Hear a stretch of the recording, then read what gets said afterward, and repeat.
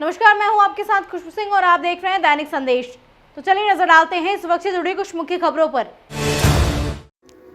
आगामी 27 जून को निम्बाहेड़ा में हरीश आंजना एजुकेशन सोसाइटी के तत्वाधान में आयोजित होने वाली वित्तीय आदर्श सर्वधर्म निःशुल्क सामूहिक विवाह सम्मेलन की तैयारियों को लेकर सहकारिता मंत्री उदयलाल आंजना की उपस्थिति में निम्बाहेड़ा नगरपालिका सभागार में बैठक का आयोजन किया गया, जिसमें विभिन्न समाजजनों सहित सामाजिक और धार्मिक संस्थाओं के प्रतिनिधियों ने भाग लेकर विचार विमर्श और सुझाव दिए। बैठक में सहकारिता मंत्री उदयलाल आंजना ने बताया कि सामूहिक विवाह को लेकर अभी तक 102 हिंदू जोड़ों और 23 मुस्लिम जोड़ों सहित कुल 125 जोड़ों का रजिस्ट्रेशन हो चुका है तथा जोड़ों का रजिस्ट्रेशन करने की कार्यवाही आखिरी तारीख तक भी जारी रहेगी। साथ ही बताया कि मुख्यमंत्री अशोक गहलोत सहित कई मंत्री विधायक भी इस सर्वधर्म सामूहिक विवाह सम्मेलन में अतिथि के रूप में शिरकत करेंगे। के रीति रिवाज के अनुसार तो इन्होंने बता दिया वहाँ से निकलेंगे, यूँ करेंगे और वहाँ तुरंत हो जाएगा, यहाँ हो जाएगा, इसमें औपचारिकता जितनी भी करनी वो कर देंगे। मुस्लिम समुदाय वाले अपना शादी के कार्यक्रम में क्या क्या होता है, वो एक आदमी जो इसमें समझता हो वो व्यवस्था पूरी अच्छी तरह से देख ले, ताकि वो उनकी रीति रिवाज करते रहे। ये इधर तोरण द्वार और ये इनकी करते रहे, तो उनकी भी ये तौर तरीका देखें। और अभी तक मेरी इच्छा है कि किसी सरदार को भी पकड़ना है कहीं से न कहीं से आप, और किसी क्रिश्चियन को भी मैं ढूंढ रहा हूँ, तो ताकि सर्वधर्म सामूहिक विवाह का नाम दे रहे तो हिंदू मुस्लिम सिख ईसाई चारों का एक मैसेज जाए, ऐसा प्रयास अपने को करना चाहिए। तो अभी तक ये दो धर्म के वो जोड़े अभी तक नहीं मिल पाए हैं, तो मैं प्रयासरत हूँ। आपको भी इधर प्रयास अभी 7 दिन में करना चाहिए ताकि किसी को बुला करके उनको भी बिठा सके। 27 तारीख सुनिश्चित है। ये सामाजिक संस्थाएं ही मेरे हर काम को अंतिम मंजिल तक पहुंचाती है, इसलिए मेरे सब शुभचिंतकों को बुला करके मैंने उनको जवाबदारी दी है। इस मामले में कोई राजनीति नहीं है, इसमें सर्वदलीय मीटिंग थी है और सभी संस्थाओं में सभी विचारधारा के लोग हैं। तो उसके बाद भी जब मेरा काम व्यक्तिगत पड़ता है तो सब लोग दिल खोल कर मेरे को सहयोग करते हैं, इसलिए मैंने उनको बुला। कर्नाटक की तर्ज पर कांग्रेस मध्य प्रदेश विधानसभा चुनाव में भी भ्रष्टाचार और कमीशनखोरी को मुद्दा बना रही है। इसी सिलसिले में राघवगढ़ विधायक और पूर्व मंत्री जयवर्धन सिंह ने पंचायत मंत्री महेंद्र सिंह सिसोदिया पर नाम लिए बिना रिश्वत लेने का आरोप लगाया है। जयवर्धन ने कहा, यहां के मंत्री मनरेगा के काम में भी रिश्वत लेते हैं।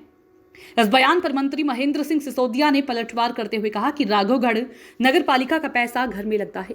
जयवर्धन सिंह, आपको शायद याद होगा, जब मध्य प्रदेश में मेट्रो ट्रेन आई थी तब पहली किश्त के रूप में 3000 करोड़ रुपए मिले थे। मैंने सुना है कि आपने उसमें बहुत बड़ा कमीशन लिया था। पंचायत मंत्री सिसोदिया गुना की बमौरी विधानसभा से विधायक हैं। ज्योतिरादित्य सिंधिया के साथ वह भी कांग्रेस छोड़कर बीजेपी में शामिल हो गए थे। लिफाफा भेजो और काम लाओ। जयवर्धन सिंह रविवार को गुना पहुंचे थे। वे एक होटल में आयोजित युवा सांसद कार्यक्रम में शामिल हुए। यहां उन्होंने पंचायत मंत्री पर इशारों में आरोप लगाया। उन्होंने कहा कि हमें प्रदेश में ऐसे मंत्री चाहिए जो बिना लेन देन के काम करें। आज गुना की स्थिति आप सभी मुझसे बेहतर जानते हैं। पंचायत के काम भोपाल से मिल रहे हैं। लिफाफा भेजो और काम लाओ, यह आज पूरे प्रदेश की स्थिति हो गई है। मंत्री बोले, कांग्रेस के पास आरोप लगाने के अलावा कुछ नहीं बचा। पंचायत मंत्री महेंद्र सिंह सिसोदिया ने आरोपों पर कहा कि कांग्रेस के पास झूठे आरोप लगाने के अलावा कुछ बचा नहीं है। मैं समझता था कि इतने वर्षों में जयवर्धन सिंह में परिपक्वता आ गई होगी, किंतु वे अज्ञानी हैं। उनको यही नहीं मालूम कि कौन सी राशि किस मद में किस प्रकार आवंटित की जाती है। पहले उपचुनाव में आरोप लगाते थे कि हम बिक गए और बिककर हमने पार्टी छोड़ी। अब आरोप लगा रहे हैं कि हम लोग कमीशन खोरी करते हैं। माननीय जयवर्धन सिंह जी की वाणी बड़ी फलित होती है। जब भी वो चुनाव में मेरे खिलाफ आरोप लगाते हैं 10 से 15 हजार वोट का इजाफा मेरे वोट बैंक में हो जाता है। पिछले बार जोर जोर से चिल्लाकर पूरे परिवार ने हम पे कहा बिक गए, गद्दार हैं। तो पहले मैं इससे पूर्व के इलेक्शन में 28 से जीता था, डबल तादाद से जनता ने मुझे जिता के भेजा।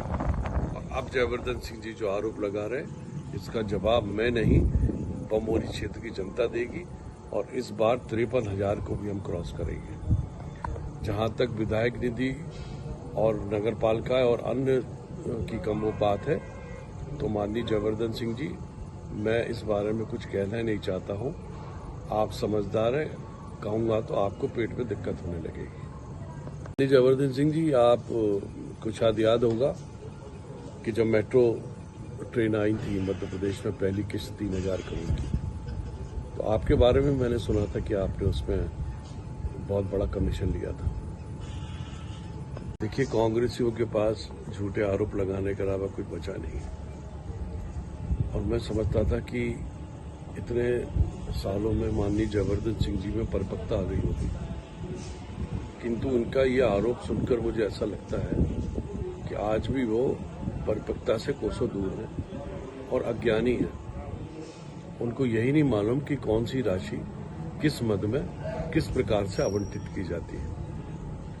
और आरोप लगाना तो कांग्रेसियों का काम बन चुका है, क्योंकि कहने को अब कुछ बचा नहीं है।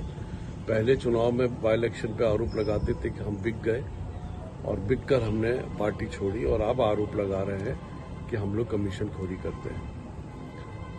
आरोप उसी व्यक्ति को लगाना चाहिए जिसके खुद के गिरवा साफ हो। आज रावगढ़ की जनता जानती है कि नगरपालिका रावगढ़ में किसका आधिपत्य है और कितना पैसा। आज अंचल में निकाली गई राजाराम शाह तोमर पराक्रम बलिदान दिवस। पराक्रम यात्रा के समापन पर तोमर वंश की कुलदेवी चिलासन देवी एहसाह पर क्षत्रिय समाज के बालक बालिकाओं को सम्मानित किया गया, जिन्होंने हाल ही में घोषित बोर्ड परीक्षा में अव्वल स्थान प्राप्त किया है।